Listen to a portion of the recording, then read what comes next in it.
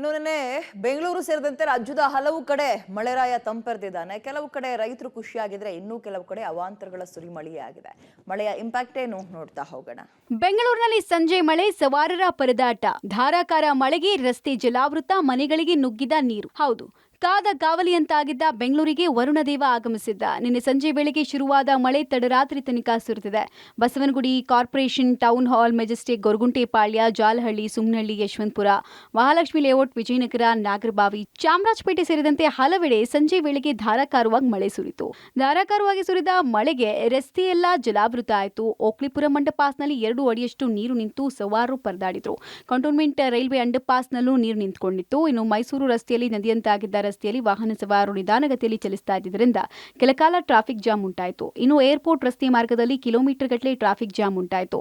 ಇನ್ನು ನೆಲಮಂಗಲ ಸುತ್ತಮುತ್ತ ಭಾರಿ ಮಳೆ ಆಗಿತ್ತು. ಅರಿಶಿನಕುಂಟೆ, ಮಾಕಳಿ, ಮಾದನಕನಹಳ್ಳಿ ಇಲ್ಲೆಲ್ಲವೂ ಕೂಡ ಸಂಚಾರ ದಟ್ಟಣೆ ಕಂಡುಬಂತು. ನೆಲಮಂಗಲ ನಗರದ ಭೈರವೇಶ್ವರ ಬಡಾವಣೆಯಲ್ಲಿ ರಾಜಕಾಲುವೆ ತುಂಬಿ ಮನೆಗಳಿಗೆ ನೀರು ನುಗ್ಗಿದ ಘಟನೆ ಕೂಡ ಆಯಿತು. ಜಿಲ್ಲೆಗಳಲ್ಲೂ ಮಳೆ ಅಬ್ಬರ, ಕೆಲವೆಡೆ ಬೆಳೆ ನಾಶ, ಧರೆಗೆ ಉರುಳಿತ ಮರ ಕಂಬಗಳು. ಬೆಂಗಳೂರಷ್ಟೇ ಅಲ್ಲ, ಜಿಲ್ಲೆಗಳಲ್ಲೂ ಭಾರಿ ಮಳೆಯಾಗಿದೆ. ರಾಯಚೂರು, ಬಳ್ಳಾರಿ, ಮಡಿಕೇರಿ, ಹಾಸನ, ತುಮಕೂರು ಭಾಗದಲ್ಲಿ ಮಳೆಯಾಗಿದೆ. ರಾಯಚೂರಿನ ಮಾನ್ವಿಯಲ್ಲಿ ಬಿರುಗಾಳಿ ಸಹಿತ ಜೋರು ಮಳೆಯಿಂದಾಗಿ ಚರಂಡಿಗಳು ತುಂಬಿ ರಸ್ತೆಗಳು ಜಲಾವೃತವಾಗಿದ್ವು. ಜೋರು ಗಾಳಿಗೆ ಪಟ್ಟಣದ ಹಲವೆಡೆ ಜಾಹೀರಾತು ಫಲಕಗಳು ಮುರಿದು ಬಿದ್ವು.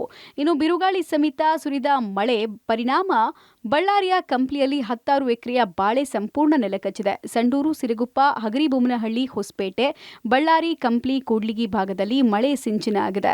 ಯಾದಗಿರಿ ಜಿಲ್ಲೆಯಲ್ಲಿ ಮಳೆಯಿಂದಾಗಿ ಬೃಹತ್ ಮರಗಳು ಧರೆಗೆ ಉರುಳಿದೆ. ಇನ್ನು ಹಾಸನ ಜಿಲ್ಲೆಯಲ್ಲಿ ಮಳೆಗೆ ಟೆಂಟ್ಗಳು ಹಾರಿ ಹೋಗಿದೆ. ಸಕಲೇಶಪುರ ತಾಲೂಕಿನ ಬಾಳ್ಳುಪೇಟೆ ಗ್ರಾಮದಲ್ಲಿ ಸಂತೆಗೆ ಹಾಕಿದ್ದ ಟಾರ್ಪಲ್ ಹಾರಿ ಹೋಗಿದ್ದು ವ್ಯಾಪಾರಸ್ಥರು ಪರದಾಡಿದ್ರು. ಇನ್ನು ಕೊಡಗಿನಲ್ಲಿ ಮಳೆಯಾಗಿದ್ದು ವಿರಾಜಪೇಟೆಯ ದೇವಾಂಗ ಬೀದಿಯ ಸತೀಶ್ ಎಂಬುವರ ಮನೆ ಮೇಲೆ ಮರ ಬಿದ್ದು ಅವಾಂತರ ಆಗಿದೆ. ಸುದರ್ಶನ್ ಗೆಸ್ಟ್ ಹೌಸ್ ರಸ್ತೆಯಲ್ಲಿ ರಸ್ತೆಗೆ ಅಡ್ಡಲಾಗಿ ತೆಂಗಿನ ಮರ ಬಿದ್ದಿದೆ. ಒಟ್ಟಾರೆ ಇಂದು ಕೂಡ ಮಳೆಯಾಗುವ ಸಂಭವ ಇದೆ ಅಂತ ಹವಾಮಾನ ಇಲಾಖೆ ಮುನ್ಸೂಚನೆ ಕೊಟ್ಟಿದೆ.